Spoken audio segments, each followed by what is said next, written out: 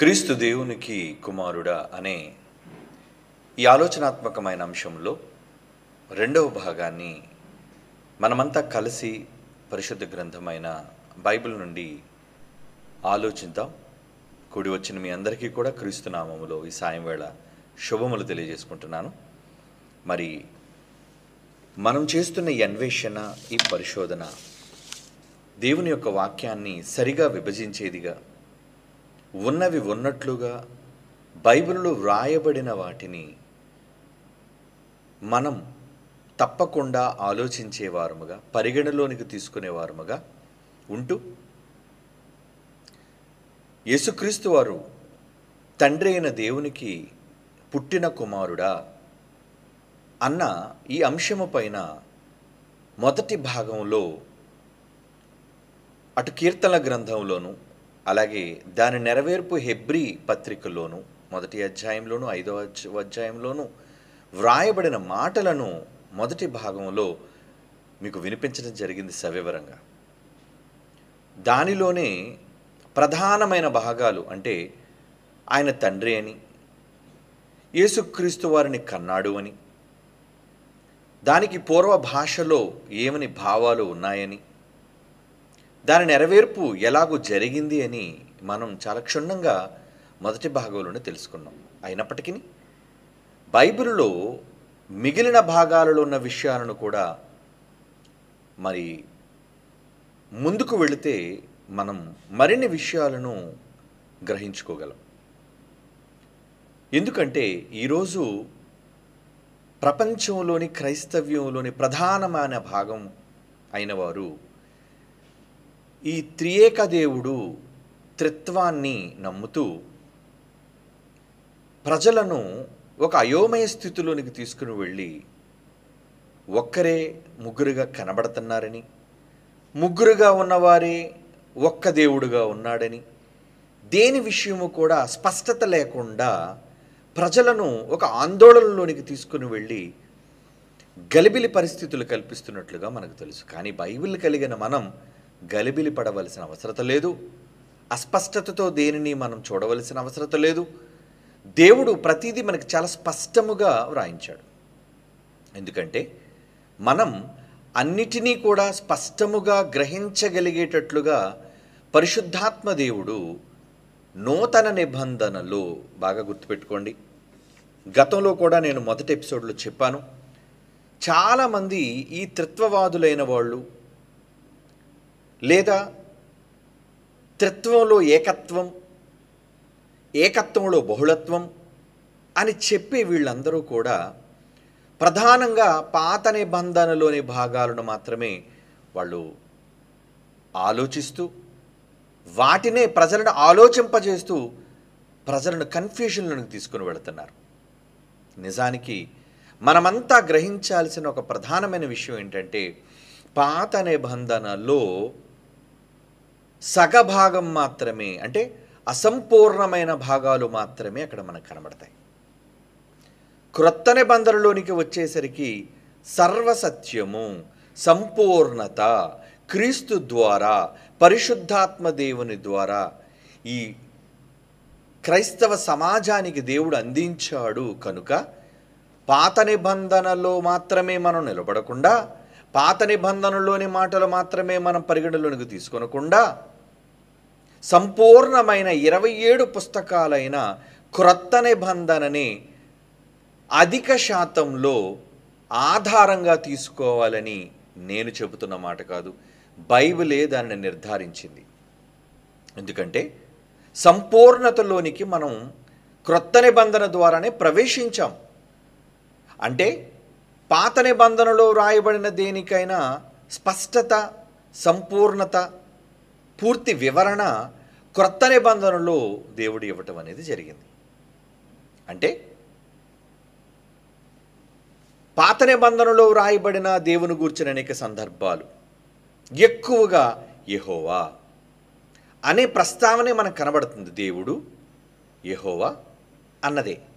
కానీ క్రొత్త నిబంధనలోనికి వచ్చేసరికి తండ్రి రొమ్మును ఆనుకుని ఉన్న ఆయన కుమారుడైన యేసుక్రీస్తు వారు భూమి మీదికి రావడానికి గల మరొక ప్రధానమైన కారణం ఏంటంటే, తాను ఎవరి దగ్గర నుంచి వచ్చారో, ఆయన ఎవరో అన్న వివరణ ఈ సమాజానికి ప్రకటించాడు. ఆ ప్రకటనే తండ్రి అనే ఒక క్రొత్త పదాన్ని ప్రయోగించాడు ఆయన. కనుక యేసుక్రీస్తు వారి మాటల్లో మీరు సువార్తలలో ఎక్కడ మీరు చూడండి, క్రొత్త నిబంధన అంతటిలో మనకు ప్రధానంగా కనబడేది తండ్రి, తండ్రి, తండ్రి. ఎందుకు ఈ తండ్రి అనే భాగాన్ని మనం చూస్తున్నాం? ఎందుకు ఆయన పాత నిబంధనలో ఉన్న యెహోవా అన్న పదాన్ని ఎందుకు ఆయన ప్రయోగించటం లేదు, ఉన్నవాడు అన్న పదాన్ని ఎందుకు ప్రయోగించటం లేదు అంటే, మనలను సర్వసత్యములోనికి తీసుకుని వెళుతున్నాడు గనుక. అనగా అప్పటి వరకు ఇంతకీ ఆ యెహోవా ఎవరు? ఆయన దేవుడు మాత్రమేనా అని అనుకుంటే దేవుడే, కానీ మరొక క్రొత్త కోణాన్ని నూతన నిబంధనలు యేసుక్రీస్తు వారు తండ్రి రొమ్ముననున్న అద్వితీయ కుమారుడే ఆయనను బయలుపరిచాడు. ఎలా బయలుపరిచాడు? ఆయన తండ్రిగా. ఏమండి, అప్పటి వరకు ప్రజలందరూ కూడా ఉన్నవాడైన యెహోవాగా ఉన్న, సైన్యములకు అధిపతిగా ఉన్న ఆయనను ఒక దేవునిగానే చూశారు. కానీ తరువాత క్రీస్తు వచ్చిన తరువాత సంపూర్ణతలోనికి తీసుకుని వెళ్ళేటప్పుడు ఈయన తండ్రి అనే పరిచయం, అనే పదప్రయోగం బైబిలులో ప్రయోగింపబడ్డానికి గల కారణం సర్వసత్యము మనకు తెలియాలని. ఈరోజు ఈ త్రిత్వ సిద్ధాంతవాదులు ఏమండి, త్రియేక దేవునుగా ఒప్పుకున్న వాళ్ళు, వీళ్ళు ఎలాంటి కుట్ర జరిగించారో అన్నది నిన్నటి దినం చాలా స్పష్టంగా మీరు తెలుసుకున్నారు. అంటే ఎలాగైనా ముగ్గురు దేవుళ్ళు క్రొత్త నిబంధనలో కనబడుతున్నారు కనుక ఈ ముగ్గురు దేవుళ్ళను ఒక్క దేవుడుగా మనం చేయాలన్న ఒక దుష్ట సంకల్పంతో, ఒక దుష్ట ఆలోచనతో ఈ త్రిత్వవాదులైన వాళ్ళు 1 యోహాను పత్రిక 5వ అధ్యాయం 7వ వచనాన్ని పట్టుకొని ఈ ముగ్గురు ఒక్కటై ఉన్నారు అనే ఒక అబద్ధాన్ని క్రీస్తు శకం 15-16 శతాబ్దాల నుంచి చివరకు గ్రీకు ప్రతులలో కూడా చొప్పించి ముద్రించి ప్రజలకు అబద్ధాలను పరిచయం చేయటం అప్పటి నుంచే వీళ్ళు పని ప్రారంభించారు. అందుకే ఈ 600-700 సంవత్సరాల కాలంలోనే ఈ అబద్ధం బహుగా ప్రబలి, ఎందుకంటే అబద్ధానికి శక్తి ఉంటుంది కదండి. యేసు ప్రభు యొక్క పునరుద్ధానాన్ని గూర్చి కూడా అబద్ధమే ప్రాచుర్యంలోకి వచ్చిందట. అది బైబిల్లో మనకు ఉంది. ఎందుకంటే యేసు ప్రభు పునరుద్ధానుడే లేవడాన్ని జీర్ణించుకోలేని ఆనాటి దుష్ట సమాజం వీళ్ళలాంటి వాళ్ళే. ఏమండి, పరిసయ్యులు, శాస్త్రులు లాంటి వాళ్ళు, ప్రధాన యాజకులు లాంటి వాళ్ళు, క్రీస్తుకు విరోధులైన వాళ్ళు, వాళ్ళు ఏమని లంచం ఇచ్చి చెప్పించారంటే, మేము నిద్రపోతుండగా ఆయన శిష్యులు ఎత్తుకు వెళ్ళిపోయారు, అందుకే ఆయన శవ సమాధిలో లేదు, అందుకే వీళ్ళు ఎత్తుకుపోయి యేసుప్రభు తిరిగి లేచాడని చెబుతున్నారని ఆ రోజు వాళ్ళు చెప్పిన అబద్ధాన్ని ఈ రోజుకి కూడా అహ్మద్ దీదాద్ లాంటి వాళ్ళు, జకీర్ నాయక్ లాంటి వాళ్ళు, ఇస్లాంలోని బైబిల్ను ద్వేషించే మత ఛాందస్యవాదులైన వాళ్ళు అదే మాటను పట్టుకొని కేవలం శిష్యులు సిలువలో ప్రాణం ఉంటుండగానే దింపేసి ఆయన ప్రాణం పోకుండానే ఆయన తిరిగి లేచాడు అనే ఒక అబద్ధాన్ని తీసుకొని వచ్చారు అని ఆ రోజు చెప్పబడిన అబద్ధం ఈ రోజుకి కూడా ప్రాబల్యంలో ఉంది. అంటే అబద్ధానికి ఉన్న బలం. ఏమండి, కనుక ఇలాంటి అబద్ధాలను చొప్పించడానికి ప్రారంభం నుంచి కుట్ర జరిగిందన్న విషయం అమాయకులైన ముగ్గురు దేవుళ్ళను నమ్మే మనం, అనగా తండ్రిని తండ్రిగా, కుమారుని కుమారునిగా, పరిశుద్ధాత్మని ఆ ఆత్మగా నమ్ముతున్న మనల్ని కూడా వీళ్ళు దెబ్బతీయడానికి, మన విశ్వాసాలను చెరపడానికి వాక్యమునే కలిపి చెరిపే పరిస్థితుల్ని ఆ రోజే 15-16 శతాబ్దాల్లోని ఈ దుష్ట సమాజమైన వాళ్ళు, ఈ జొహనైన్ కోమాద సంబంధించిన ఈ తెగవాళ్ళు ఎలాంటి ప్రయత్నాలు చేశారు నిన్న చాలా స్పష్టంగా మీ అందరికీ చెప్పాను. కాబట్టి వీళ్ళ సిద్ధాంతం తప్పు.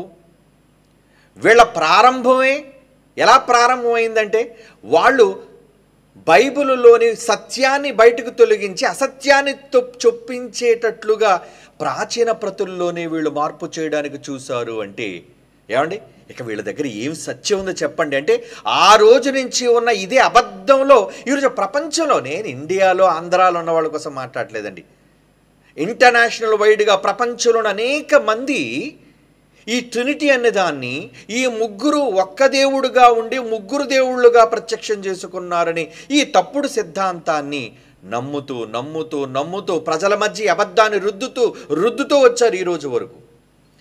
కనుక వాళ్ళు బేస్ చేసుకునే సిద్ధాంతమే వాళ్ళ యొక్క స్తంభాలనే కూల్చాం మనం. అది చరిత్ర చెప్పిన నిజం. ఈ రోజుకి ప్రపంచంలో చాలామందికి నిజాలు తెలియవండి. అది కేవలం బైబిల్ చదవటం వలనే మనం తెలుసుకోగలిగాం, సాధించగలిగాం. దేవుడు మనకు చూపించాడు, నాయన ఇటువంటి కుట్రదారులు ఉన్నారు నాయన, నేను బైబిల్లో ఒకటి కలపకూడదు తీయకూడదన్న విషయాన్ని నేను చాలా స్పష్టంగా హెచ్చరికతో రాయించిన దానిని కూడా క్రైస్తవులుగా వీళ్ళు ఖాతరు చేయకుండా ప్రక్కకు నెట్టి తమ సొంత ఉద్దేశాలను సొంత సిద్ధాంతాలను బైబిల్లో కూడా వీళ్ళు కలిపి చెరిపేవాళ్ళుగా ఉన్నారు. కాబట్టి జాగ్రత్త అని దేవుడు మరలా ఈరోజు క్రైస్ట్ చర్చ్ ద్వారా BOUI ద్వారా ఈ సమాజానికి హెచ్చరిక చేశాడు. కనుక ఎప్పటికైనా కళ్ళు తెరవండి. వాళ్ళు చూపించే రెఫరెన్స్లన్నిటినీ పక్కన పెట్టండి. వాళ్ళ బేసిసే, వాళ్ళ ప్రారంభమే వీళ్ళు ఎంతగా ఈ త్రిత్వ సిద్ధాంతాన్ని అంగీకరించడానికి బైబిల్నే కలిపి చెరిపేశారు అంటే ఇంకా వాళ్ళలో న్యాయం ఏముంది, వాళ్ళలో యథార్థత ఏముంది, వాళ్ళలో దేవుని వాక్యం పట్ల శ్రద్ధ భక్తి ఏముందో మీరు ఆలోచించండి. అక్కడే వాళ్ళు కూలిపోయారు. కనుక వాళ్ళ ప్రారంభమే అబద్ధంతో ప్రారంభమైంది. అబద్ధం, ఎందుకంటే అబద్ధానికి జనకుడు ఎవడో కాదండి, వీళ్ళందరి తండ్రి అయిన అపవాది. అవునండి, ఎందుకంటే వీళ్ళు తండ్రిని కుమారుని ఒప్పుకోలేకపోతున్నారు. తండ్రిని తండ్రిగా, కుమారుడు కుమారుడుగా వీళ్ళు ఎందుకు అంగీకరించలేకపోతున్నారు? కారణం ఒక అబద్ధంలో వీళ్ళు పాతుకుపోయారు. కనుక అందరినీ తండ్రులుగా పరిచయం చేసుకోవచ్చు కదా దేవుడు. నిజంగా అందరూ సమానమైన దేవుళ్ళైతే, ఒకవేళ ముగ్గురు కూడా సమాన శక్తి స్వరూపాలు కలిగిన దేవుళ్ళైతే ఏమండి సమానంగా అందరినీ పరిచయం చేసుకోవచ్చు కదా. క్రొత్త నిబంధనలో సర్వసత్యము క్రీస్తు ద్వారానే బయలుపడింది అన్నది నిజం. కాబట్టి మనం ఏ సిద్ధాంతాన్ని ధృవీకరించినా క్రొత్త నిబంధన ఆమోదించిన సిద్ధాంతాన్ని ధృవీకరణలోనికి తీసుకోవాలి. మర్చిపోకండి, this is very very important. అంటే పాత నిబంధనలో ఉన్న వచనాలనైనా క్రొత్త నిబంధనలో కన్ఫర్మ్ చెయ్యాలి. కన్యక గర్భవతి కుమారుని కనును ఉంది కదండి పాత నిబంధనలో. మరి దాని తాలూకా నెరవేర్పు ఎక్కడుంది? క్రొత్త నిబంధనలోనికి వచ్చేసరికే నెరవేర్పు ఉంది.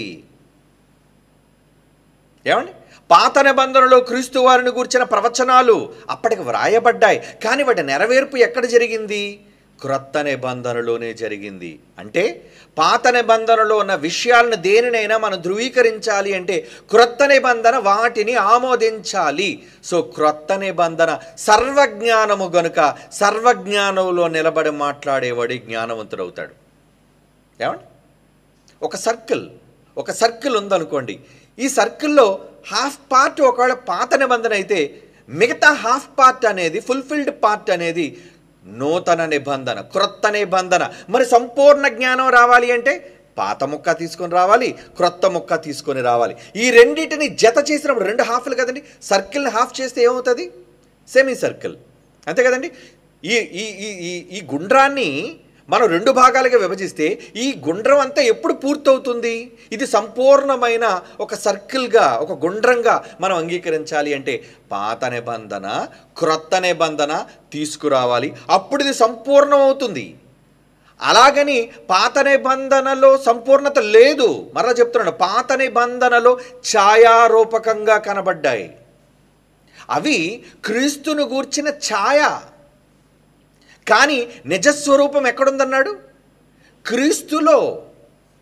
పాత నిబంధనలో ఉన్నవన్నీ ఛాయలు. ఎక్కడన్నాడు చూడండి, అక్కడది కొలస్సీ పత్రిక, బైబిల్ తీయండి, కొలస్సీలకు రాస్తున్న పత్రిక చాలా జాగ్రత్తగా చూడండి. ఎందుకంటే ఎన్ని ఎపిసోడ్లైనా బైబిల్లో పూర్తి వివరణ, ఎటువంటి కన్ఫ్యూజన్ లేకుండా క్రైస్ట్ చర్చ్ వాళ్ళు ఈ ప్రపంచానికి అందించాలని దృఢ సంకల్పంతో ఉన్నారు. కాబట్టి చాలా స్పష్టంగా నిదానంగా ప్రతిదాన్ని వివరించడం జరుగుతుంది.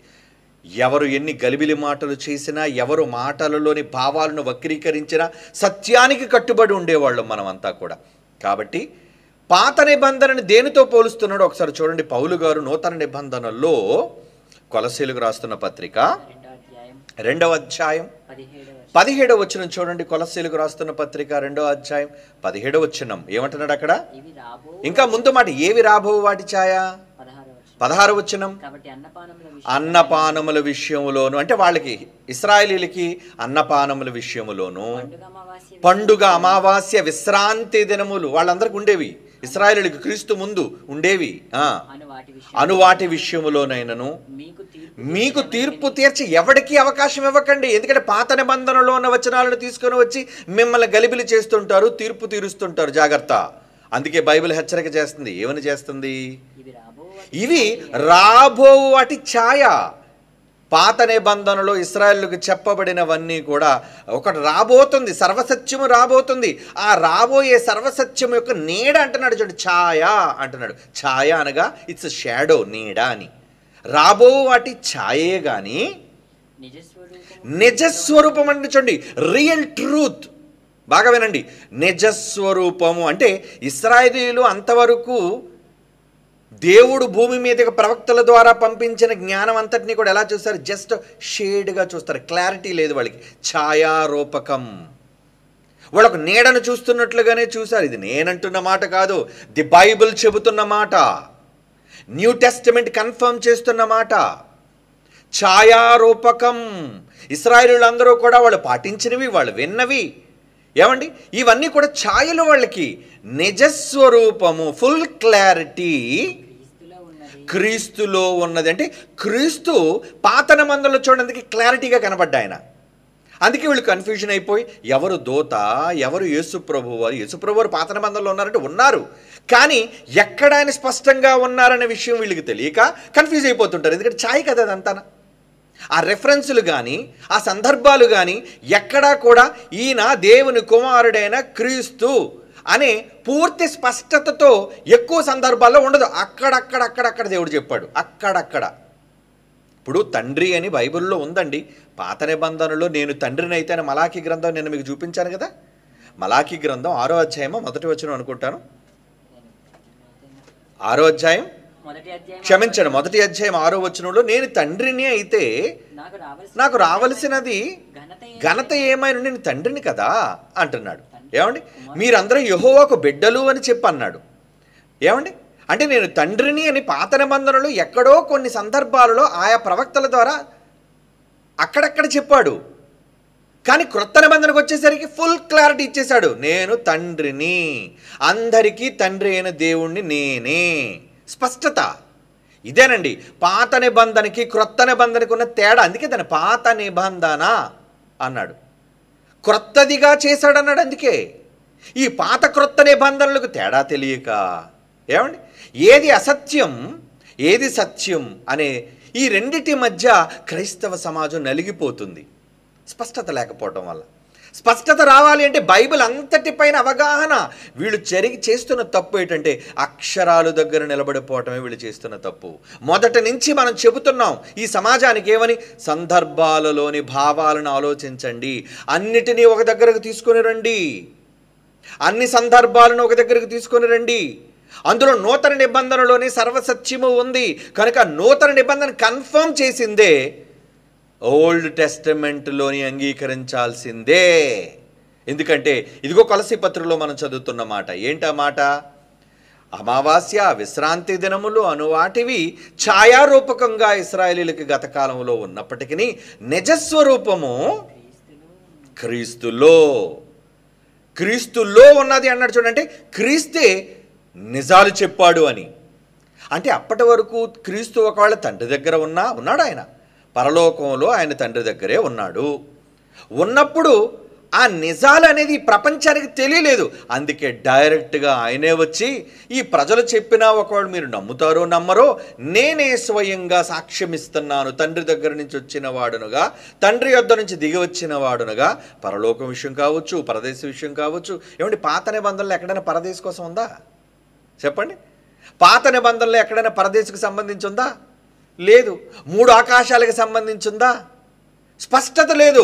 కానీ క్రొత్త నిబంధన వచ్చేసరికి చూడండి, అసలు 3వ ఆకాశం ఏంటి, 3వ ఆకాశంలో పరదేశం ఎక్కడుంది, పాతాళం ఎక్కడుంది, అగాధం ఎక్కడుంది, చనిపోయిన వాళ్ళందరూ ఎక్కడికి వెళతారు, ఎంత స్పష్టంగా మనకు రాయబడింది.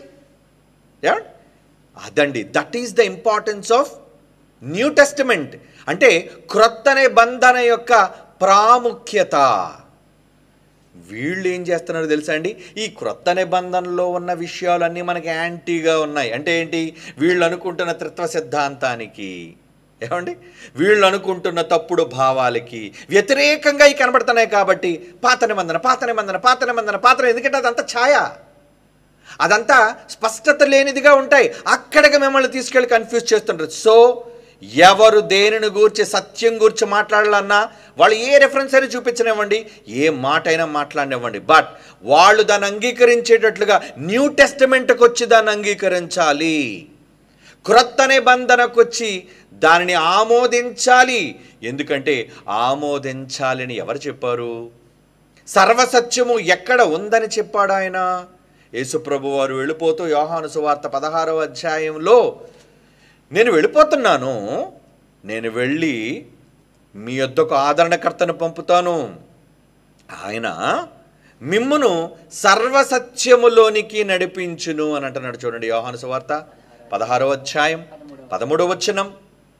యోహాను సువార్త 16వ అధ్యాయం. అంటే మీకు తెలిసిన విషయాలని ఎందుకు జ్ఞాపకం చేస్తారంటే, క్రొత్తగా విన్నవాళ్ళు ఎవరైనా ఉంటే ఈ సత్యవాక్యాన్ని సరిగా విభజించటం అనేది, ప్రాపర్గా అర్థం చేసుకోవటం అనేది తెలియాలి.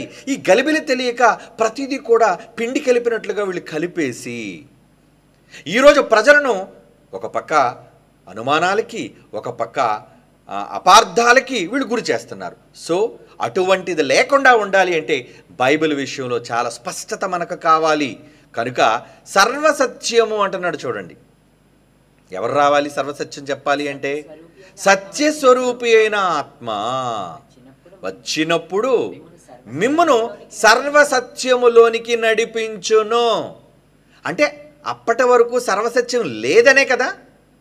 మిమ్మల్ని సత్యస్వరూపి అయిన ఆత్మ వచ్చినంత వరకు సర్వసత్యం మీకు తెలియదు అని యేసుప్రభు వారే అంటున్నారంటే ఒప్పుకొని తీరాలి ఎవడైనా. దీనికి మరలా తప్పుడు మాటలు మాట్లాడడానికి లేదు. బైబిల్ని బైబిల్గా అంగీకరించాలి. చాలామంది దీన్ని వక్రీకరించేస్తున్నారు. వక్రీకరించండి, పోతారు మీరు, నో డౌట్. ఎందుకంటే వాక్యాన్ని కలిపి చెరిపితే నిత్యాగ్ని దండనే వాళ్ళకి దండన. సత్యస్వరూపి అయిన ఆత్మ వచ్చినప్పుడు ఆయన సర్వసత్యము అంటున్నాడు. చూడండి, సర్వసత్యము,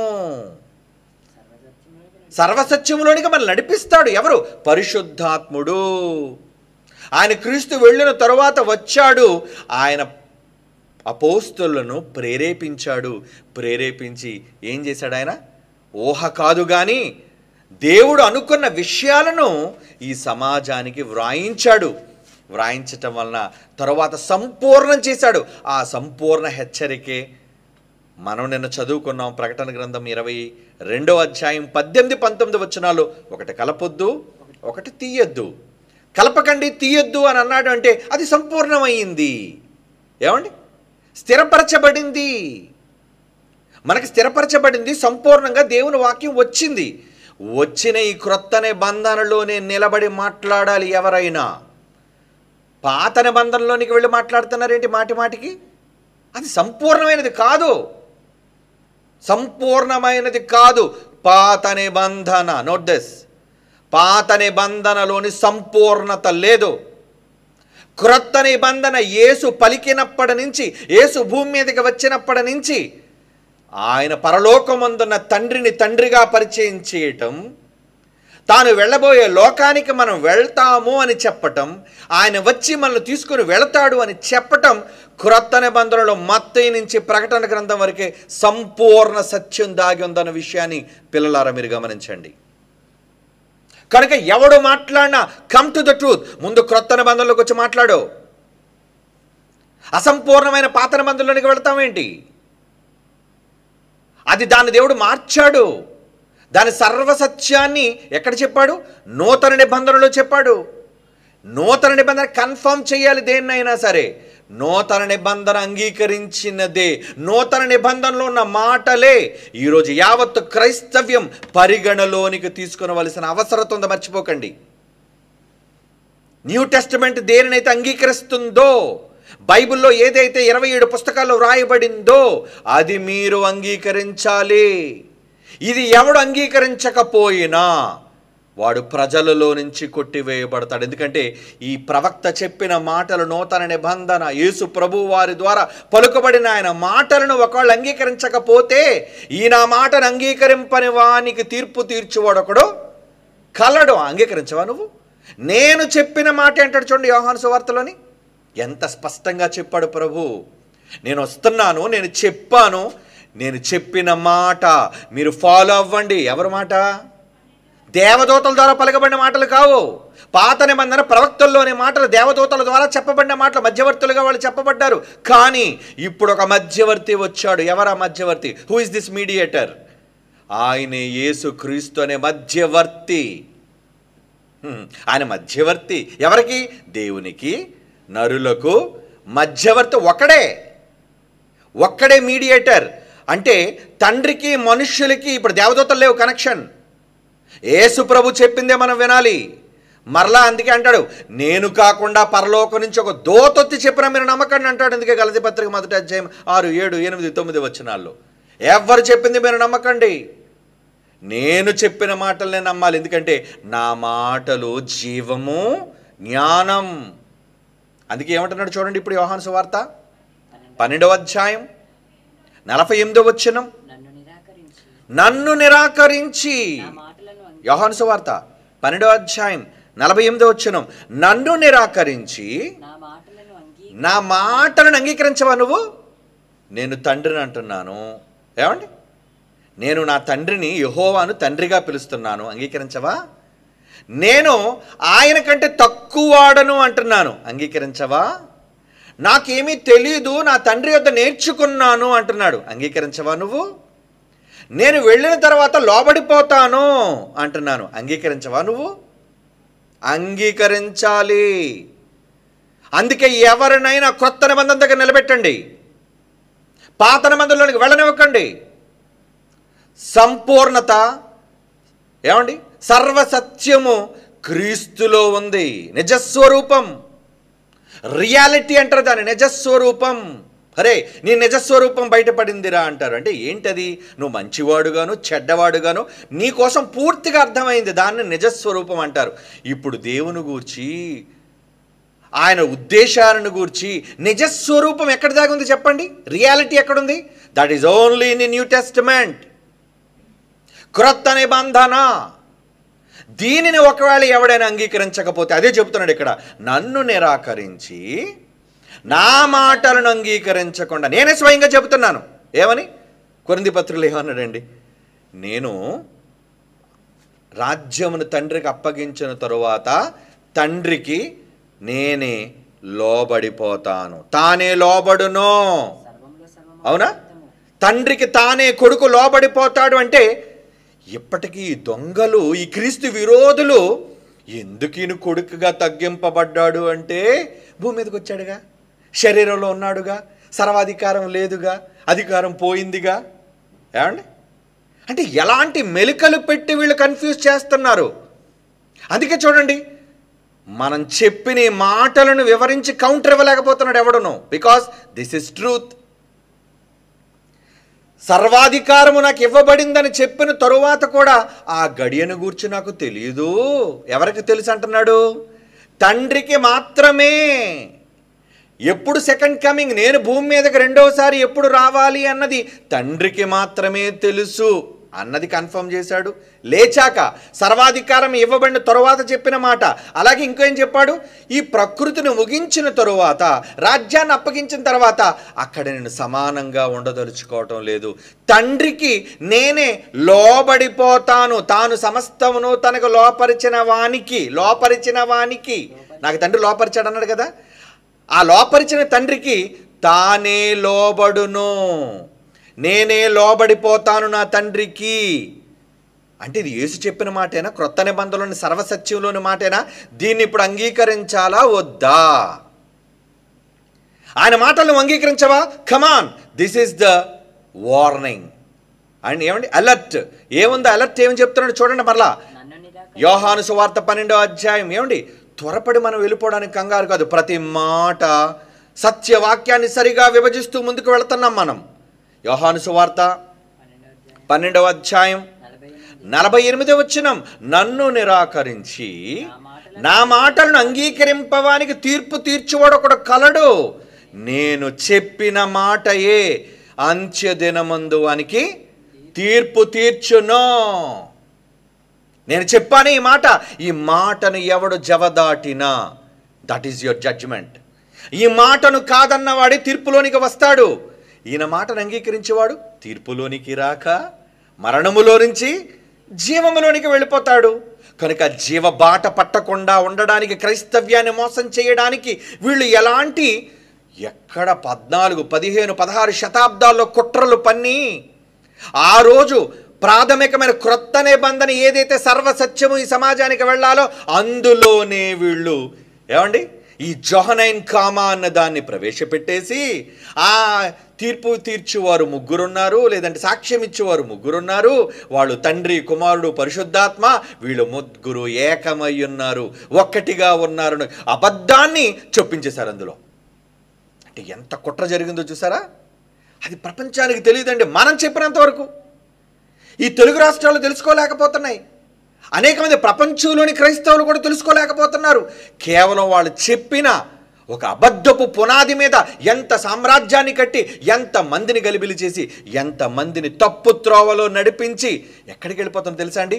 తండ్రిని, కుమారుని ఒప్పుకోకుండా విరోధులుగా వాళ్ళు మార్చేసి, క్రీస్తు విరోధులుగా మార్చేసి, ఈయన తండ్రి కాదు, ఆయన కుమారుడు కాదు, ఈయన ఎక్కువ కాదు, ఈయన తక్కువ కాదు అని యేసుక్రీస్తు వారి మాటలు, నేను నా తండ్రి పంపగా వచ్చిన వాడును, నేను ఆయన కంటే గొప్పవాడును కాను, నేను ఆయన దగ్గర నేర్చుకున్నవాడును, ఆయనకే సమస్తము ఎరిగిన వాడును గా మీకు చెబుతున్నానని చెప్పిన ఈ మాటలన్నీ అంగీకరించదు అంటున్నారు వీళ్ళు. మిమ్మల్ని అంగీకరింపకుండా చేసి ఎక్కడికి పంపిస్తున్నారు? ఇలాంటి విరోధులైన వాళ్ళు, తండ్రిని కుమారుని అంగీకరించని ఈ విరోధులందరి కోసం ఏమి ఎదురు చూస్తున్నారు అనుకున్నారు? విరోధులను దహించబోవు తీక్షణమైన అగ్ని అంటాడు చూడండి. ఏముందో వీళ్ళ కోసం? ఫైర్. హెబ్రీ పత్రిక 10వ అధ్యాయం చూడండి. హెబ్రీ పత్రిక 10వ అధ్యాయం 27వ వచనం. హెబ్రీ పత్రిక 10వ అధ్యాయం 27. విరోధులను అంటే క్రీస్తు విరోధులను, బైబిల్ విరోధులను దహించబోవు తీక్షణమైన అగ్ని ఇకన ఉండును. జాగ్రత్త సోదరులారా, మీ మీద కోపం లేదర్రా మాకు, ఎందుకు అపార్థం చేసుకుంటున్నారు? బైబిల్ ఉంది కదా, బైబిల్ని చదవండి. ఉన్న మాటలు ఉన్నవి ఉన్నట్లుగా దాన్ని ఎందుకు మీరు అంగీకరించలేకపోతున్నారు? ఏమండి, అంగీకరించాలి కదా, బైబిల్లో ఉన్న మాటలను అంగీకరించాలి కదా. క్రొత్త నిబంధనలో నిజస్వరూపమైన క్రీస్తు స్పష్టంగా క్రీస్తులో ఉంది కదా. క్రీస్తు వచ్చినంత వరకు స్పష్టత ఈ ప్రపంచానికి లేదు. క్రీస్తు వచ్చాడు, స్పష్టత ఇచ్చాడు, పరిశుద్ధాత్మ దేవుని ద్వారా సర్వసత్యములోనికి నడిపించాడు. కనుక ఈరోజు మనం తీసుకొనవలసింది ఏంటి? ఆధారం, base, that is new testament, క్రొత్త నిబంధన. ఈ క్రొత్త నిబంధనలో రాయబడిన ప్రతి మాట ఆత్మ, జీవం. మర్చిపోకండి, పరిశుద్ధాత్మ దేవుని మాటలను తృణీకరిస్తే, ఎవరైనా పరిశుద్ధాత్మ మాటలను అంగీకరించకపోతే వాళ్ళు తీర్పులోనికి వెళ్ళిపోతారు, విరోధులుగా మారిపోతారు. ఆ విరోధుల కొరకు దహించే అగ్ని ఎదురు చూస్తుంది. జాగ్రత్త, బైబిల్లో ఎప్పుడు తప్పిపోకండి నా పిల్లలారా అని దేవుడు తన తండ్రిగా హెచ్చరిస్తున్నాడు, ఈ సమాజాన్ని హెచ్చరిస్తున్నాడు. అంటే క్రొత్త నిబంధనలో ఉన్న ప్రతి మాటను సత్యంగా ఉన్నది ఉన్నట్లుగా అంగీకరించాలి. ఓకేనా? అంగీకరించాలి కదా? ఎస్, అంగీకరించాలి. ఇది నిజం. ఇప్పుడు వెళ్దాం క్రొత్త నిబంధనలోకి. కమాన్, లెట్స్ గో. ప్రకటన గ్రంథం 3వ అధ్యాయం 14వ వచనం. ప్రకటన గ్రంథం 3వ అధ్యాయం 14వ వచనం. లవదొకేలో ఉన్న సంఘపు దూతకు ఇలాగు వ్రాయుము, ఆమేనను వాడును నమ్మకమైన సత్య సాక్షియు, దేవుని సృష్టికి ఆది అయిన వాడు. దేవుని సృష్టికే ఆది అంటున్నాడు చూడండి. ఎవరైనా మాట్లాడుతుంది ఎవరి కోసం అనుకున్నారు? యేసుక్రీస్తు వారి గూర్చి మాట్లాడుతున్న వ్రాయబడిన మాటిది. ఎందుకంటే ఆ సందర్భాన్ని అంతా ఆలోచిస్తే అదే. దేవుని సృష్టికి ఆది సంభూతుడు అంటే మనం మీకు ఏం చెప్పాను, వివరణ ఇచ్చాను. ఆది సంభూతిని ఆయన భూమి మీదకి రప్పించినప్పుడు ఎపిసోడ్ 1లో మీకు చెప్పాను. హెబ్రీ పత్రిక 1, 5, 6, 7, 8 వచనాల్లో ఉన్న వివరణ. ఆది సంభూతుడు అనగా ప్రారంభములో పుట్టినవాడు, మొదటిలో జన్మించినవాడు. అది ఏ భాషలోకి మీరు వెళ్ళండి, భావం కూడా ప్రారంభంలో ఉన్నవాడే. ఆది సంభూతుడైన వాడు దేవుని సృష్టికే ఎవరట? దేవుడు చేయాలనుకున్న ఏ సృష్టికైనా సరే ఏంటటది? ఆదియునైన వాడు అంటాడు. చూడండి, ఆదియునైన వాడు. చెప్పు సంగతులు అంటే దానిని ఆల్ఫా ఒమేగా ఆయన గూర్చి వ్రాయబడుతున్న మాట్లాడి. యేసుప్రభు వారిని గూర్చి అల్ఫా అని ఒమేగా అని వ్రాయబడింది. అవును, యేసుక్రీస్తు వారు అల్ఫా ఒమేగా. అల్ఫా ఒమేగా అంటే ఏంటి ఏమండి? యేసుప్రభు వారు ఆది అంతం. ఆల్ఫా అంటే ప్రారంభం, ఆది. ఒమేగా అంటే అంతం, ముగింపు అని అర్థం. అంటే యేసు దేనికి ప్రారంభం, దేనికి ముగింపు? యేసు అల్ఫా ఒమేగా, అల్ఫా ఒమేగా అంటే వీళ్ళకి అర్థాలు తెలియట్లేదు. ముందు నుంచి ఉన్నాడు, ముందు నుంచి ఉన్నాడు, ముందు నుంచి ఉన్నాడు అనేది కాదు. ప్రతిదానికి ప్రారంభం ఆయనే, ప్రతిదానికి ముగింపు ఆయనే. ఆల్ఫా ఆయనే, ఒమేగా ఆయనే. ఇది ఎక్కడెక్కడ ఉంది? ప్రకటన గ్రంథం 1:8లో కావచ్చు, ప్రకటన 21:6లో కావచ్చు, ప్రకటన 22:13లో కావచ్చు. ఈ మూడిటిలోనే అల్ఫా నేనే, ఒమేగా నేనే అనే సంగతి చెప్పాడు. ఇంతకీ అల్ఫా ఒమేగా అంటే ఏంటి? ప్రారంభం, ముగింపు. అంటే యేసుప్రభు వారు ముగింపనా? ఆయనకి ఆయనే నేనే ప్రారంభం, నేనే ముగింపు అన్నాడట అని అర్థం. ఒకవేళ ప్రారంభం అనేది బాగుంది, తీసుకుందాం. అల్ఫా అంటే ఆయనే తీసుకుందాం. ముగింపు ఏంటి? ఆయన ఆత్మకు ముగింపు ఉందా? ఆయన ఆత్మకే ముగింపా, లేదా ఆయన ఎవరికైనా ముగింపా? యేసుప్రభువుకు ముగింపు లేదు, నిత్యుడు. చెప్పాను కదా, కేవలం నిత్యుడు అనగానే వీళ్ళు యేసుప్రభు మాత్రమే నిత్యుడు అంటున్నాను. యేసుప్రభు తండ్రి నిత్యుడే, యేసుప్రభు కన్నా కుమారుడు నిత్యుడే, యేసుక్రీస్తు వారు పరిశుద్ధాత్ముడు నిత్యుడే. ఈ తండ్రి గర్భంలో నుంచి వచ్చిన మనం కూడా నిత్యులమే అని క్రొత్త నిబంధనలో ఉన్న విషయాలు మీకు ప్రూవ్ చేశాను.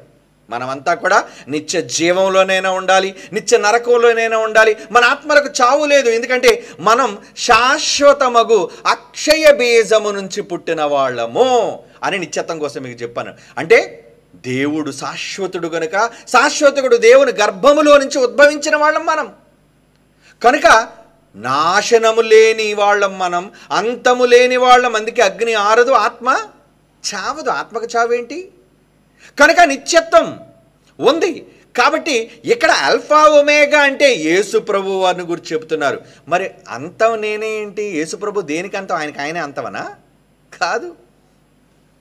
సకలమైన దానికి ప్రారంభం యేసు ప్రభు. ఎందుకంటే కలిగి ఉన్నది ఏది ఎవరు లేకుండా కలగలేదు, యేసు లేకుండా కలగలేదు. యేసు వలనే కలిగింది, చివరికి దాని ముగింపు కూడా. కలిగి ఉన్నదంతా నాశనం అవ్వాలి అన్నా ఎవరి మాట కావాలి? ఏ మాటతో అయితే ఆరంభమైందో అదే మాట చేత అగ్ని కొరకు భద్రం చేయబడింది ఈ ప్రకృతి.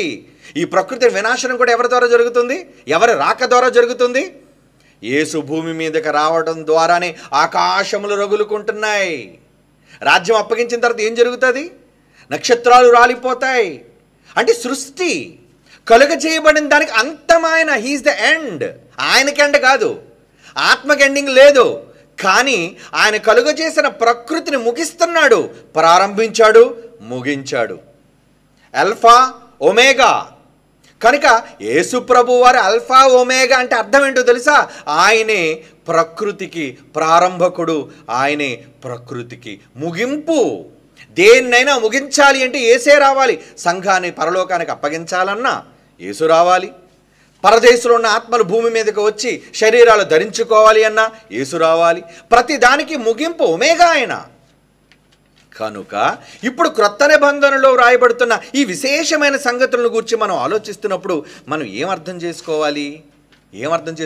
సర్వసత్యము ఇక్కడ ఉంది అన్న విషయాన్ని గురించి మనం ఆలోచించాలి. రైట్. ఇప్పుడు క్రొత్త నిబంధనలో ఉన్న ఈ విశేషమైన సంగతులను గురించి మనం ఇప్పుడు అందరం ఆలోచిద్దాం. ఏమని ఆలోచించాలి? రైట్. ఇప్పుడు క్రొత్త నిబంధనలో కదా మనం ఆలోచిస్తున్నాం. ఓకే, పాత నిబంధనలో కూడా కొన్ని మాటలు అక్కడక్కడ ఉన్నాయి, కానీ స్పష్టత, నిజస్వరూపం క్రొత్త నిబంధనలో ఉంది అన్నాడు. కనుక అసలు యేసుక్రీస్తు వారు పుట్టాను అని ఎక్కడ చెప్పాడు ఆయన? వీళ్ళు సామెతల గ్రంథంలో ఉంటే అది జ్ఞానము యేసుప్రభు కాదని తిప్పుతున్నారు కదా వీళ్ళంతా కూడా. కానీ క్రొత్త నిబంధనలో హెబ్రీ పత్రిక 1వ అధ్యాయం కానీ హెబ్రీ పత్రిక 5వ అధ్యాయం కానీ గత ఎపిసోడ్లో మీకు చెప్పినప్పుడు నేను పుట్టి తిని అని యేసుప్రభు వారు అంగీకరించారా లేదా? ఎస్, అంగీకరించారు. అంటే ఆయన పుట్టుకను అంగీకరించాలి. ఆయన ప్రారంభం అయ్యాడు. ఏమండి ఆయన పుట్టుక తండ్రి నుండి జరిగింది అన్న విషయాన్ని గురించి మనం ఆలోచించాలి. అది దేవుడు చెబుతున్నాడు. ఎందుకంటే అందరికీ తండ్రి అయిన దేవుడు ఉన్నాడు. అందరికీ తండ్రి అయిన దేవుడు ఉన్నాడు. అయితే ఆ దేవుణ్ణి గూర్చి సరిగ్గా తెలియక, అవగాహన లేక ప్రజలు ఎటువంటి అపార్థాలను చేసుకుంటున్నారు అన్నది ఈరోజు మనం క్రొత్త నిబంధనలు, పాత నిబంధనలు కూడా చూపిస్తాను. కానీ క్రొత్త నిబంధన సర్వసత్యము గనుక సర్వసత్యమైన క్రొత్త నిబంధనలోని విషయాల్లోనికి మనం వెళ్ళి ఆలోచించి చూద్దాం. ఓకే, ఇప్పుడు బైబిల్లో వ్రాయబడిన ఒక మంచి సందర్భాన్ని మీకు చూపిస్తాను. మొదటిగా మీరు చూడవలసింది ఏంటంటే ఎఫెసీయులకు రాసిన పత్రిక 3వ అధ్యాయం 14వ వచనం. ఎఫెసీయులకు రాసిన పత్రిక 3వ అధ్యాయం 14వ వచనం ఏమంటున్నారు చూడండి. అక్కడ ఎఫెసీయులకు రాసిన పత్రిక 3వ అధ్యాయం 14వ వచనం చాలాసార్లు మీరు చదువుకున్న మాట ఏంటది? ఈ హేతువు చేత పరలోకమందును భూమి మీదను ఉన్న ప్రతి కుటుంబము ఏ తండ్రిని బట్టి కుటుంబం అని పిలువబడుచున్నదో. జాగ్రత్తగా వినండి ఈ మాట. పరలోకములో కుటుంబం ఉందా? పరలోకంలో కుటుంబం ఉందా? ఉంది. పరలోకములో ఉన్న కుటుంబము, భూమి మీదను ఉన్న ప్రతి కుటుంబమును ఏ తండ్రిని బట్టి కుటుంబం అని పిలువబడుచున్నదో. ఏ తండ్రిని బట్టి కుటుంబం అని పిలువబడుతున్నా అంటే పరలోకంలో ఉన్న కుటుంబం ఎవరు? తండ్రి ఉన్నాడు, ఒక తండ్రి, మర్చిపోకండి, ఒక్క తండ్రి, వన్ ఫాదర్. ఆ ఫాదర్ ఏమంటున్నాడంటే, నాయన పరలోకంలో ఒక కుటుంబం ఉంది, ఒక ఫ్యామిలీ ఉంది. భూమి మీద ఉన్న కుటుంబాలు అంటున్నాడు. భూమి మీద మనమంతా కుటుంబాలుగా ఉన్నాం. ఓకే, ఏమండి? మరి పరలోకంలో ఉన్న తండ్రి కాకుండా ఇంకెవరున్నారు? కుమారుడు, అవునండి, ఏమండి? పరిశుద్ధాత్ముడు, అవునా? కుమారుడు, పరిశుద్ధాత్ముడు. ఇప్పుడు కుమారుడికి పరిశుద్ధాత్ముడు నా ఇద్దరు కుటుంబానికి కూడా తండ్రి ఎవరు? పరలోకమందున్న కుటుంబము అని ఇక్కడ ప్రస్తావిస్తున్నప్పుడు ఏమిటి? భూమి మీద కుటుంబాలకే తండ్రా? పరలోకంలో తన దగ్గర తన పక్కనున్న యేసుకి పరిశుద్ధాత్మకు కూడా ఆయన తండ్రా? జాగ్రత్తగా ఆలోచించండి. వెరీ వెరీ ఇంపార్టెంట్ పాయింట్ ఇది. భావాన్ని ఆలోచించాలంటున్నాను. అందుకే ఇప్పటివరకు మనం చాలాసార్లు ఎలా చదువుకుంటూ వెళ్ళిపోయామంటే, ఏమండి ఎలా చదువుతున్నాం అంటే పరలోకం మీద ఉన్న కుటుంబం, భూమి మీద ఉన్న కుటుంబాలు. ఓకే, భూమి మీద ఉన్న మన కుటుంబాలకి తండ్రి అని వాళ్ళు ఒప్పుకున్నారు, మనం ఒప్పుకున్నాం. ఓకే, కానీ వాళ్ళు ఒప్పుకోలేనిది ఏంటి? ఆయన తండ్రి కాదు. పరలోకంలోని యేసుప్రభుకి ఆయన తండ్రిగా కాడు, తండ్రిగా ఉండడు.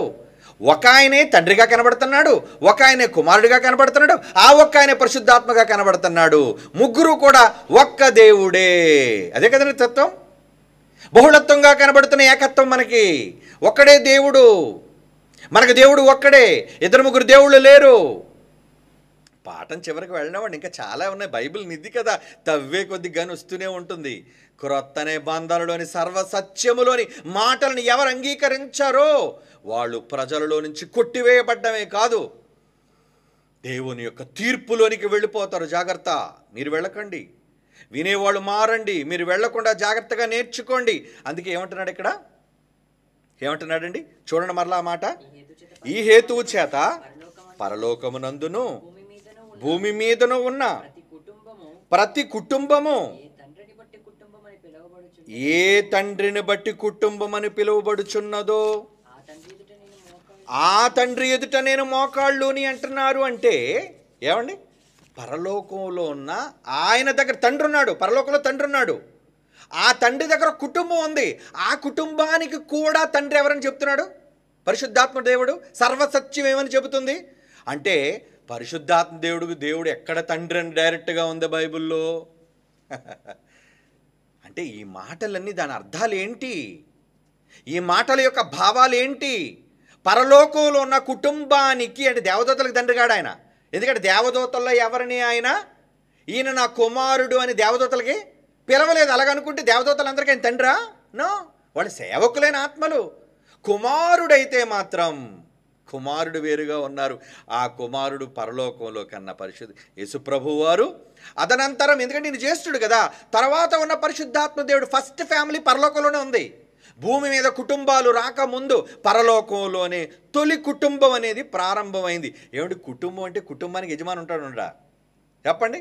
కుటుంబంలో భర్త, భార్య, పిల్లలు అనుకుందాం. ఒక భర్త, భార్య, కొడుకు. భర్త, భార్య, కొడుకు అంటే ఏమిటి? కుటుంబానికి యజమాని ఎవరు? కొడుకు కూడా యజమానేనా? భార్య కూడా యజమాని అవుతుందా? ఒక హెడ్ ఉంటాడు, తండ్రి, యజమాని. యజమాని అందరికీ పెద్దవాడు. ముగ్గురు సమానం ఎలాగవుతారు? భార్య, భర్త, కుమారులు ముగ్గురు సమానమా? ఒక కుటుంబంలో ముగ్గురు సమానమా? నో, సమానం అవ్వకూడదు. అలాగైతే కుటుంబం అనే పదమే వాడకూడదు ఆయన. ఏమండి? పరలోకం అని కుటుంబం వాడకుండా భూమి మీద ఉన్న ప్రతి కుటుంబానికి నేనే తండ్రిని అనే మాట రాయాలి అక్కడ. కానీ పరలోకంలో కూడా ఒక కుటుంబం ఉంది. ఆ కుటుంబానికి కూడా నేనే తండ్రిని. భూమి మీద ఉన్న మీ కుటుంబాలతో పాటు పరలోకంలో కూడా ఒక ఫ్యామిలీ ఉంది.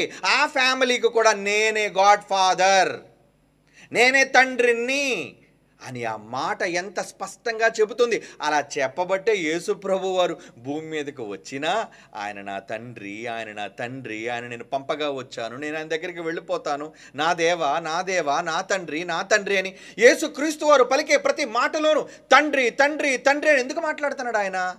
ఏమండి? అక్కడ ఒకవేళ సమానమైన దేవుడుగా అనుకుంటే, సమానమైన దేవుడుగా ఉంటే తండ్రి ప్రస్తావన చెయ్యడు కదా. ఏమండి? తండ్రి అనే పదాన్ని దేవుడు ఎందుకు ప్రయోగించాడు? అది ఎలా ప్రయోగించాడు గతంలో మీకు చెప్పాను. తండ్రి అంటే ఎవరు, దాని తాలూకా పదాలలోని భావాలు ఏంటో అనేది ఎందుకు ఇప్పుడు మీకు చూపించట్లేదు, ఫస్ట్ ఎపిసోడ్లో మీకు చెప్పాను కాబట్టి. అంటే తండ్రి అనే పదప్రయోగం నూతన నిబంధనలో క్రీస్తు వారి నోటంబడ సర్వసత్యంలోనూ మాట్లాడబడిందంటే ఆయనకు సుప్రీం ఫాదర్ మనకు కనబడుతున్నాడు. ఆయనే అందరికీ ప్రారంభకుడు, ఆయనే అందరినీ ప్రారంభించినవాడు, అందరికీ జన్మనిచ్చినవాడు, అందరికీ తండ్రి అయిన దేవుడు అని పేరు పెట్టారు. చూడండి అందుకే. ఏమండి? అందుకే ఆయన గురించి ఏం రాయబడింది? ఎఫ్ఎసీయులకు రాసిన పత్రిక 4వ అధ్యాయం 6వ వచనం చూడండి. ఎఫ్ఎసీయులకు రాసిన పత్రిక 4వ అధ్యాయం 6వ వచనం. అందరికీ తండ్రి అయిన దేవుడు ఒక్కడే, ఆయన అందరికీ పైగా ఉన్నవాడే, అందరిలోనూ వ్యాపించి. ఎక్కడున్నాడటండి ఆయన? అందరిలోనూ వ్యాపించి అందరిలోనూ ఉన్నాడు. ఆయన అందరికీ తండ్రా? అవును, అందరికీ తండ్రి ఆయన. ఆయన అందరికీ తండ్రి. ఏమండి? అందరికీ దేవుడు తండ్రి అంటే అవును, అందరికీ ఆయన తండ్రే. తండ్రిగా ఎందుకు సంబోధిస్తున్నాడు అక్కడ? కన్నవారిని, జన్మనిచ్చిన వారిని, ప్రారంభకులను మాత్రమే తండ్రిగా వీళ్ళు గుర్తిస్తారు. తండ్రిగా దేవుడు అనుకున్నాడు, దేవుడు మనకి చెబుతున్నాడు, తన కుమారుడి ద్వారానే ఒప్పిస్తున్నాడు. ఆయన ఎవరు అనుకుంటున్నారా? యెహోవాగా పరిచయం చేసుకున్నాను, ఉన్నవాడిగా పరిచయం చేసుకున్నాను, ఇప్పుడు నా కుమారుని ద్వారా మీరు తెలుసుకోవాల్సింది ఏంటి? చూడండి ఇక్కడ అర్థం మీద ఏదో ఉంది, వెంటనే దీన్ని క్లియర్ చేయండి. కనబట్లేదా మీకు? కనుక ఏమని పరిచయం చేసుకున్నాడు ఆయన? ఏమండి? ఏమని పరిచయం చేసుకున్నాడు ఆయన? అందరికీ తండ్రి అయిన దేవుడు ఒక్కడే, ఆయన అందరికీ పైగా ఉన్నవాడే, అందరిలోనూ వ్యాపించి అందరిలో ఉన్నాడు. తండ్రి అనే పదప్రయోగం జరిగింది చూడండి. కాబట్టి ఇక్కడ మనం ఆలోచించవలసిన విషయం ఏంటంటే, ఏమండి, క్రొత్త నిబంధన దేనిని అంగీకరిస్తుంది, క్రొత్త నిబంధన దేనిని ఆమోదిస్తుంది అన్నది మనం ఆలోచిస్తే, ఏమండి, క్రొత్త నిబంధన దేనిని యాక్సెప్ట్ చేస్తుంది అని ఆలోచిస్తే ఎవరిని అంగీకరిస్తుందండి? తండ్రిని. ఒక వ్యక్తి తండ్రిగా చెప్పబడుతున్నాడు అంటే ఆయన అందరికీ మూలకర్త, ఆయన అందరికీ ప్రారంభకుడు. యేసుప్రభు నేను పుట్టాను ఆయన ఒప్పుకున్నాడు, తండ్రి నేను కన్నాను అనే విషయాన్ని కూడా ఆయన ఒప్పుకున్నాడు కదా. అది ఆల్రెడీ నేను మీకు చెప్పాను, గత ఎపిసోడ్లో నేను మీకు చెప్పాను. కనుక ఇప్పుడు చూడండి, హెబ్రీ పత్రిక 3వ అధ్యాయం 3వ వచనం. హెబ్రీ పత్రిక 3వ అధ్యాయం 3వ వచనం ఏమనుంది అక్కడ? హెబ్రీలకు రాసిన పత్రిక 3వ అధ్యాయం 3వ వచనం. ప్రతి ఇల్లును ఎవడైనా ఒకరి చేత కట్టబడుతుంది కదా, కట్టినవాడు దేవుడే, సమస్తమును కట్టినవాడు దేవుడే, ఇంటికంటే దానిని కట్టినవాడు ఇంటికంటే దాన్ని కట్టినవాడు ఎక్కువ ఘనత నొందితే ఈయన మోషే కంటే ఎక్కువ మహిమకు అర్హుడుగా ఈయన మోషే కంటే ఎక్కువ మహిమకు అర్హుడుగా ఎంచబడును. 3వ అధ్యాయం 3వ వచనం చదువుతున్నారు, చదవండి. 6వ వచనం, అయితే క్రీస్తు కుమారుడయ్యుండి అంటున్నాడు. చూడండి, క్రీస్తు ఎవరట? క్రీస్తు ఎవరట? క్రీస్తు కుమారుడయ్యుండి. కుమారుడు క్రీస్తు ఎవరో కాదు, కుమారుడు కుమారుడు కుమారుడు చెబుతున్నాడు. క్రీస్తు ఎవరట? కుమారుడు అనే విషయాన్ని చెబుతున్నాడు. చూడండి, క్రీస్తు కుమారుడయ్యుండి. ఇక క్రొత్త నిబంధన అంతటిలో కూడా దేవుని ఇల్లు అయినా మనం ఆ ఇల్లు ఎవరైనా అక్కడ చెప్తున్నాడు, మనమే ఆయన ఇల్లు అని కిందన చెబుతాడు 6వ వచనంలోకి వెళ్ళేసరికి. ఏమండి, 3వ అధ్యాయం 6వ వచనంలోకి వెళ్ళేసరికి మనమే ఆయన ఇల్లు అని ఉంటుంది. అంటే ఈ ఇల్లంతటి మీద మనం కూడా పిల్లలమైతే ఈ ఇల్లంతటి మీద ఒక నమ్మకమైన వ్యక్తి ఉన్నాడు. ఆయన ఎవరో కాదండి, ఆయన యేసుక్రీస్తు వారు కుమారుడు. ఆయన ఎవరో కాదు, క్రీస్తు కుమారుడయ్యుండి. సమస్తాన్ని దేవుడు కట్టినా, ఈ ఇల్లంతటికి దేవుడు ప్రారంభకుడైనా, ఈ ఇంటికి కాపలాగా పెద్ద వ్యక్తిని నియమించాడు. ఎవరా పెద్ద వ్యక్తి? ఏమండి, ఎఫ్సీ పత్రిక 2వ అధ్యాయం 20వ వచనం, ఎఫ్సీ పత్రిక 2వ అధ్యాయం 20వ వచనం అండి. క్రీస్తు యేసే ముఖ్యమైన మూలరాయి అయి ఉండగా అపోస్తలులను ప్రవక్తలను వేసిన పునాది మీద మీరు కట్టబడి ఉన్నారు అంటున్నాడు. చూడండి, అపోస్తలులను ప్రవక్తలు వేసిన పునాది మీద మీరు కట్టబడి ఉన్నారు అంటే ఇక్కడ ఏం చెప్తున్నాడు? క్రీస్తు యేసే ముఖ్యమైన మూలం, ప్రారంభం. ఏమండి, ఆరంభకుడు ఆయన, మొదటివాడు, జ్యేష్ఠుడు. రోమీలకు రాసిన పత్రిక 8వ అధ్యాయం చూడండి. రోమీలకు రాసిన పత్రిక 8వ అధ్యాయం, రోమీలకు రాసిన పత్రిక 8వ అధ్యాయం 29వ వచనం, తన కుమారుడు అనేక సహోదరులలో జ్యేష్ఠుడగునట్లు. తన కుమారుడు ఎవరు? తన కుమారుడు యేసుక్రీస్తు వారు అనేక సహోదరులలో, మనమంతా ఎవరం? సహోదరులం. సహ ఉదరము నుంచి జన్మించిన వాళ్ళం. పదం తాలూకా మూలం, భావం. సహోదరుడు అన్న పదానికి ఏంటంటే, ఏమండి, సహ ఉదరము నుంచి జన్మించిన అంటే ఒకే గర్భము నుంచి వచ్చిన వాళ్ళము అని అర్థం. తన కుమారుడు, ఇంతకీ తన కుమారుడు అంటే ఎవరి కోసం మాట్లాడుతున్నాడు అక్కడ? యేసుక్రీస్తు వారిని గురించి మాట్లాడుతూ, ఏమండి, ఆ పై సందర్భాన్ని అంతా ఆలోచిస్తే అది యేసుప్రభు వారిని గురించి మాట్లాడుతూ తన కుమారుడని యేసుక్రీస్తు వారు అనేక సహోదరులలో జ్యేష్ఠుడగునట్లు. జ్యేష్ఠుడు అంటే ఎవరండి? ప్రారంభకుడు, పెద్దవాడు, ప్రథముడు. యాకోబుకి 12 మంది పిల్లలు పుట్టారు. అందులో జ్యేష్ఠుడు ఎవరు?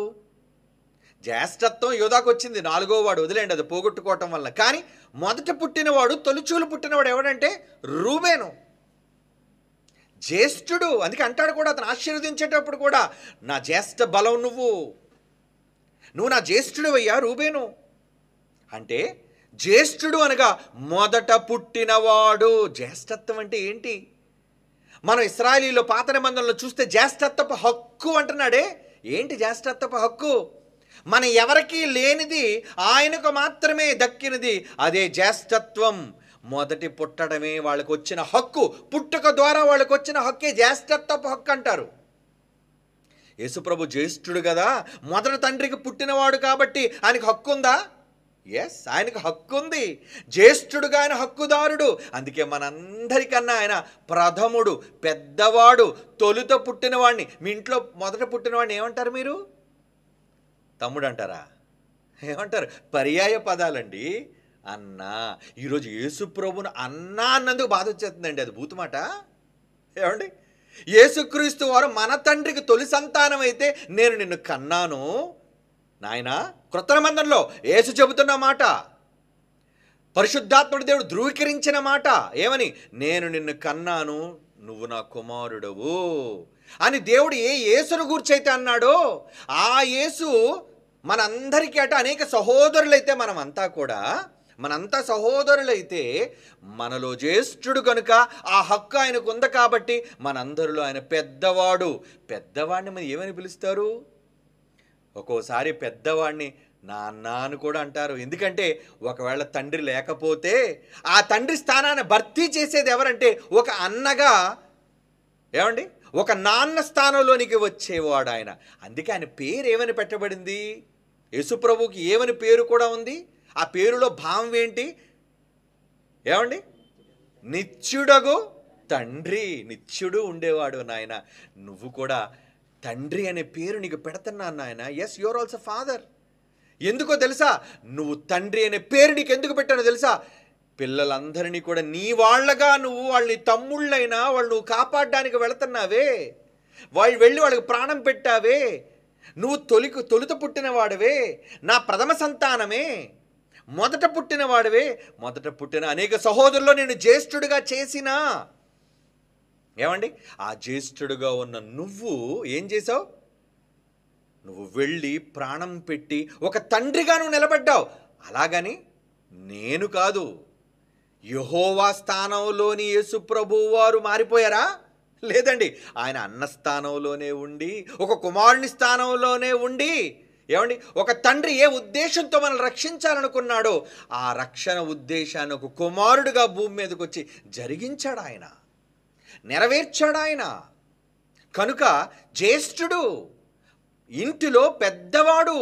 ఇది నూతన నిబంధనలో వ్రాయబడిన పదం. పాత నిబంధనలో జ్యేష్ఠుడని కేవలం శరీర సంబంధంలో పుట్టిన వాళ్ళకే వ్రాయబడింది, మర్చిపోకండి. యేసు ప్రభు కోసం ఎక్కడా జ్యేష్ఠుడని లేదు. క్రొత్త నిబంధన, అందుకే చెప్తున్నాను, నిజస్వరూపం. అందుకే వీళ్ళు ఎవ్వరు మాట్లాడిన కొత్త నిబంధనలో మాట్లాడు. పాత నిబంధన, పాత నిబంధన, పాత నిబంధన. క్రొత్త నిబంధన సర్వసత్యమయ్యా. ఇక్కడ నువ్వు మాట్లాడాలి. అసంపూర్ణంగా వ్రాయబడిన అక్కడికి తీసుకెళ్తావేంటి? ప్రవక్తల గ్రంథాల్లోనికి. ప్రవక్తల గ్రంథాల నెరవేర్పే నూతన నిబంధన. ప్రవక్తల గ్రంథాల్లోని సంపూర్ణతే యేసు పలికిన క్రొత్త నిబంధన. ఇందులో నువ్వు మాట్లాడాలి. మరి క్రొత్త నిబంధనలో ఏమున్నాయి క్రొత్త నిబంధనలో చూస్తావా? ఇప్పుడు ఒక మాట చూపిస్తాను చూడండి. అపోస్తలుడైన పౌలు గారు తిమోతి గారికి రాసిన మొదటి పత్రిక 2వ అధ్యాయం. అపోస్తలుడైన పౌలు తిమోతి గారికి రాసిన మొదటి అధ్యాయం 2వ అధ్యాయం, క్షమించండి, మొదటి పత్రిక 2వ అధ్యాయం 4వ వచనం. మనుష్యులందరూ రక్షణ పొంది సత్యమును గూర్చిన అనుభవ జ్ఞానము గలవారై ఉండవలనని ఎవరైతే ఇచ్చేస్తున్నారు? యేసు ప్రభువు కాదు, తండ్రి. ఏమండి, తండ్రి ఇచ్చయిస్తూ ఏమంటున్నాడండి ఆయన? దేవుడు ఒక్కడే, దేవుడు ఒక్కడే అని చెబుతుంది. ఏ దేవుడు? ఏమండి, దేవుడు ఒక్కడే, దేవునికి మనుష్యులకు మధ్యవర్తి ఒక్కడే. దేవుడు ఒకడున్నాడు, ఆ దేవునికి మనుష్యులకు మధ్యవర్తి కూడా ఒకడున్నాడు. ఆ ఒక్క దేవుడు యేసుప్రభు అనుకోకండి. కమాన్, ఇక్కడ చాలా క్లారిటీ ఇస్తున్నాడు చూడండి. ఏంటా క్లారిటీ? 5వ వచనం, దేవుడు ఒక్కడే. మళ్ళా చదవండి ఆ మాట. దేవుడు ఒక్కడే, దేవునికి నరులకును మధ్యవర్తియు ఒక్కడే. ఆయన మరలా దేవుడు అనుకోకండి, ఆయన క్రీస్తు యేసును నరుడు. క్రీస్తు యేసు ఆయన పేరు. మధ్యవర్తి వేరు, దేవుడు వేరు. క్రీస్తు యేసు వేరు, దేవుడు వేరు. అంటే ఏకకాలంలోనే దేవుళ్ళు ముగ్గురుగా మనకు కనబడుతున్నారు. అందుకే చూడండి, క్రొత్త నిబంధనలో ఏకకాలంలో బాప్తిస్మం ఇచ్చిన దగ్గర ముగ్గురుగా మనకు కనబడతారు. ఏంటది? బాప్తిస్మం తీసుకోవడానికి యేసు ప్రభువారు యోర్దాను నదిలో దిగితే పరిశుద్ధాత్మ దేవుడు ఒక పావుర రూపంలో ఆయన మీదకి వచ్చి వ్రాలితే పరలోకమందు నుంచి ఒక స్వరం, ఈయన నా ప్రియకుమారుడు అని ఒక స్వరం తండ్రిగా పలకడం. అంటే ఏకకాలంలో ముగ్గురు ఒకేసారి కనబడుతున్నారు, ఉన్నారు. అంతేగాని దేవుడుగా ఉన్న వ్యక్తి యేసు ప్రభుగా రూపాంతరం చెంది వచ్చాడనో, ఏమండి, ముగ్గురులో మరలా ఏకత్వంగా దేవుడిగా ఎక్కడ కనబడుతున్నాడో, అక్కడ పరలోకంలో ఎవరో లేరనో అనుకోకూడదు. భూమి మీదకి వచ్చిన యేసు ప్రభు మరలా వెళ్ళిపోయి పరిశుద్ధాత్మ దేవునిగా రూపాంతరం చెంది మార్పు చేసుకొని వచ్చాడనో అనుకోవడానికి లేదు. అందుకే ఇక్కడ ఏం చెప్తున్నాడు చూడండి, దేవుడు ఒక్కడే, దేవునికి నీ నరులకును మధ్యవర్తియు ఒక్కడే, ఆయన ఎవరట? క్రీస్తు యేసును నరుడు. క్రీస్తు యేసనే నరుడు మీ దగ్గరికి పంపించాను కదా శరీరంతో. ఆయన ఎవరు అనుకున్నారు? క్రీస్తు యేసు. నేను దేవుణ్ణి. ఆ దేవుడు ఎవరు? తండ్రి అయిన దేవుణ్ణి నేను. మీ అందరికీ జన్మనిచ్చిన తండ్రి అయిన దేవుణ్ణి నేను. మరి మీరంతా ఎవరు? మీరంతా ఎవరు? అపోస్తుల కార్యములు చూడండి. అపోస్తుల కార్యములు 17వ అధ్యాయం. అపోస్తుల కార్యములు 17వ అధ్యాయము 28వ వచనం చూడండి. మనం ఆయన యందు బ్రతుకుచున్నాము. 28వ వచనం.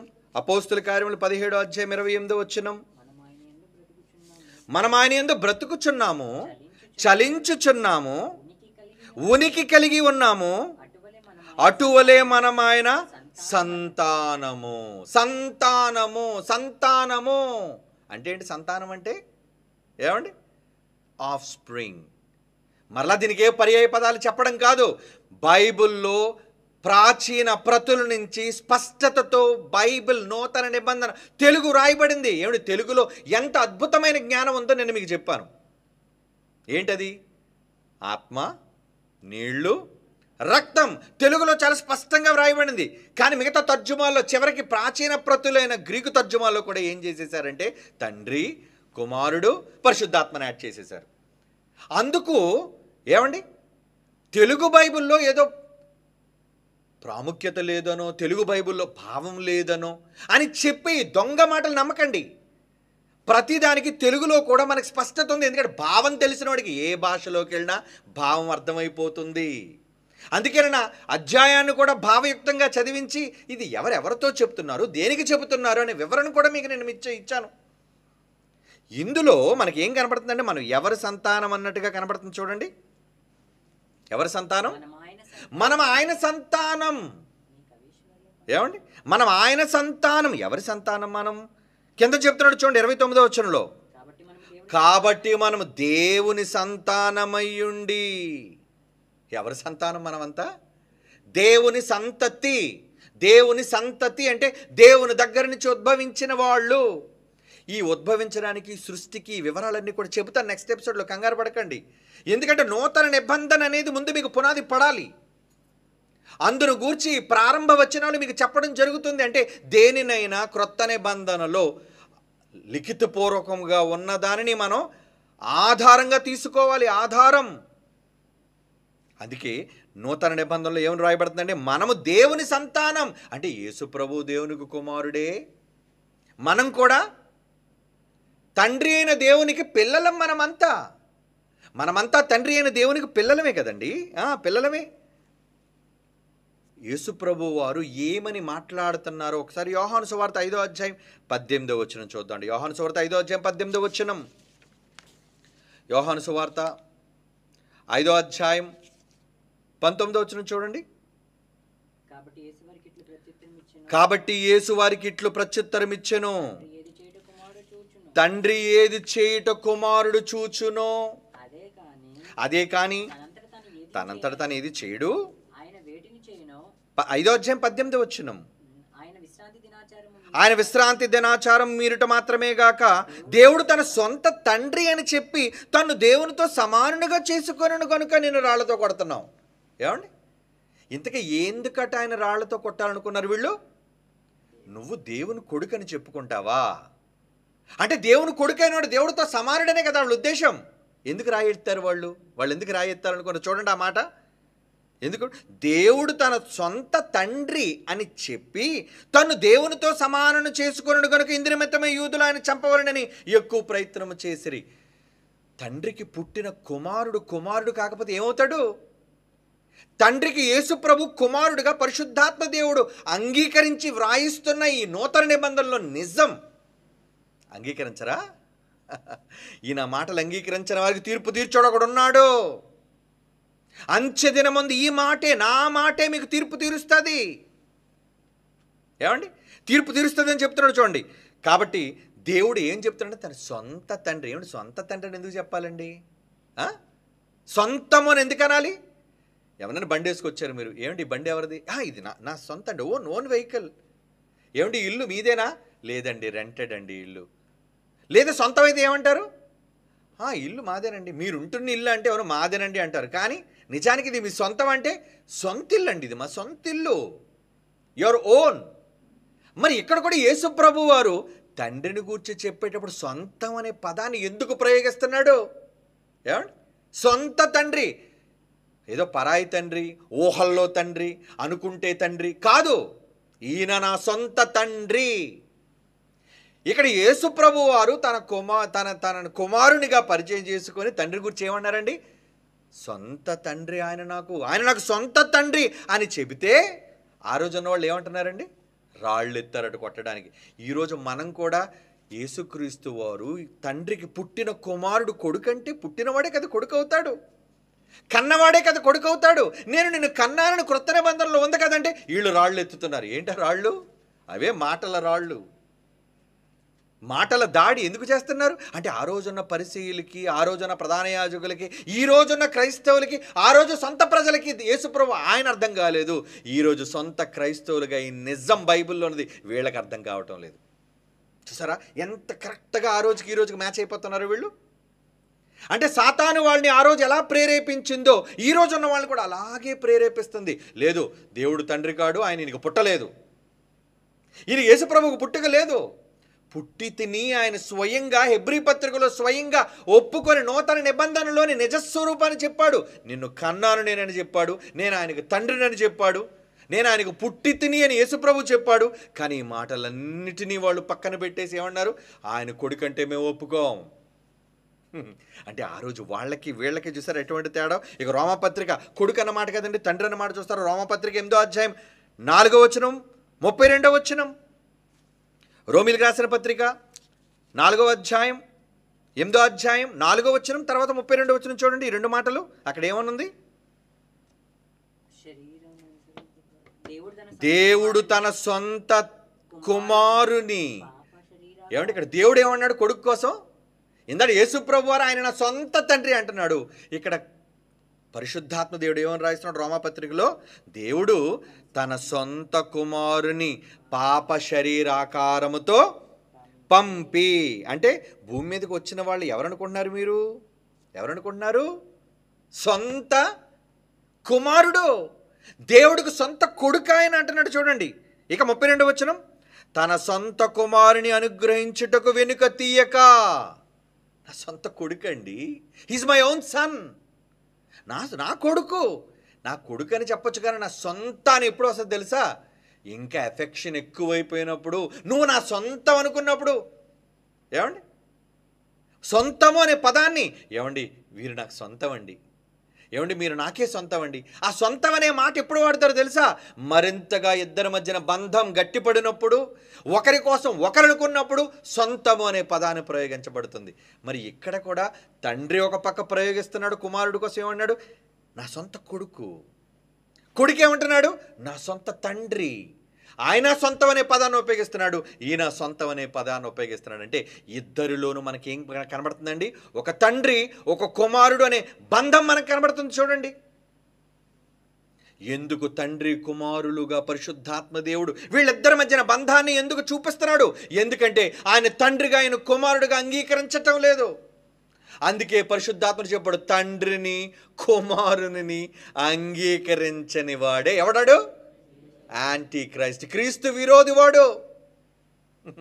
ఈ పిచ్చి సన్నాసులు యాంటీ క్రైస్ట్, క్రీస్తు విరోధి అంటే ఎక్కడి నుంచో వస్తాడన్నాడు. 666 ముద్ర ఉంటుందని, చేతి మీద ఉంటుందా నెత్తి మీద ఉంటుందా అని చూస్తున్నారండి వీళ్ళంతా. కానీ బైబిల్ ఏం చెప్పిందో తెలుసా? ఒరే క్రీస్తు విరోధి ఒకడి కాడురా, క్రీస్తు విరోధి వచ్చునని మీరు వింటిరి కదా. ఏమంటున్నాడు అక్కడ యోహాను పత్రికలో? ఇప్పుడును అనేకులైన క్రీస్తు విరోధులు అంటున్నాడు. చూడండి మొదటి యోహాను పత్రిక 2వ అధ్యాయంలో 18వ వచనం అనుకుంటా. చూడండి, చిన్నపిల్లలారా ఇది కడవరి గడియా, క్రీస్తు విరోధి వచ్చునని మీరు విన్నారు కదా. ఇప్పుడును అనేకులైన క్రీస్తు విరోధులు ఎంతమంది అండి? కుమారుణ్ణి తండ్రిని ఒప్పుకోలేని వాళ్ళు. ఆయన తండ్రిగా సొంత తండ్రిని ఆయన చెబుతుంటే క్రొత్త నిబంధన మాకు అక్కర్లేదు, క్రొత్త నిబంధనల మాటలు మాకొద్దు. యేసుప్రభు సొంత తండ్రి అంటే యేసుప్రభు మాట మాకు అక్కర్లేదు. యేసుక్రీస్తు వారు సొంత తండ్రి అన్నప్పుడు మనం సొంత తండ్రిగా ఆయన అన్నాడని అంగీకరించాలి. తండ్రి అయిన దేవుడు కుమారుడు కోసం నా సొంత కుమారుడు అని అన్నప్పుడు కుమారుడికి అంగీకరించాలి. నేను నిన్ను కన్నాని అంటే కన్నానని అంగీకరించాలి. నువ్వు నా కొడుకు అంటే కొడుకుగానే అంగీకరించాలి. ఏమండి? ఇలా అంగీకరించడానికి బదులు వీళ్ళందరూ కూడా యేసుక్రీస్తులోని నిత్యత్వాన్ని మనం ప్రశ్నిస్తున్నామనో లేదా దైవత్వాన్ని ప్రశ్నిస్తున్నామనో వక్రీకరించి వీరు చెబుతున్నారు. యేసుప్రభు మన దేవుడు కాదన్నావా? ఎస్, దేవుడే. ఇంకా వినండి, పాఠం ఉంది కదా. అసలు ఎవరు దేవుడు అవుతారు? ముగ్గురు దేవుళ్ళు ఉన్నారా? అసలు ముగ్గురు దేవుళ్ళు అవుతారా? ఏమండి, ఈ ప్రశ్నలు కూడా ఉన్నాయి కదండి. పూర్తిగా కథ అంతా అవ్వకుండా ఎలా తెలిసిపోద్ది? అన్ని విషయాలు వినాలి కదా, పూర్తిగా వివరణ పూర్తిగా వినాలి. ఈరోజు ఆ వివరణలోనికి వీళ్ళు వెళ్లకుండా ప్రారంభంలోనే అరకొరగా నేర్చుకొని అసత్యంలోని పాత నిబంధనలోని అనేక సందర్భాలను పట్టుకొని క్రొత్త నిబంధనలోని సర్వసత్యం ఉందన్న విషయాన్ని ప్రక్కన పెట్టేసి ఎక్కడికి పోయారు వీళ్ళంతా? ఏమండి, కుమారుణ్ణి క్రీస్తు వారిని తండ్రి అయిన దేవుణ్ణి నమ్మకుండా వీళ్ళిద్దరి మధ్యన బంధం ఉంది, తండ్రి కుమారుల బంధం. అసలు పైనున్న కుటుంబానికి కూడా ఆయన తండ్రి. యేసుప్రభు వారు కూడా తండ్రి. యేసుప్రభు వారికి తండ్రి అంటే అర్థం ఏంటంటే కన్నవాడు తండ్రి అవుతాడు, కనబడిన వాడు కుమారుడు అవుతాడు.